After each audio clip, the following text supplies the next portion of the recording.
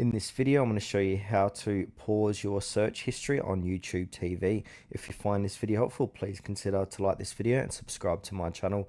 In saying that, let's just jump straight into the video. Okay, so what we want to do is head on over to YouTube TV, and that's at tv.youtube.com. Now, once we're here, we need to make sure to log in. So on the right hand side, you can see I've logged in here. Once you've logged in, click onto your user profile, and then under your name, go ahead and click into settings. That's going to redirect you to your settings inside your account.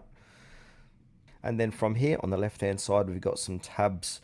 We want to click on the privacy tab, and then under privacy we can see pause search history. So if you want to go ahead and pause that, click on pause, and then it will say this will pause your search history across all YouTube apps. Your personal recommendations will no longer be up to date.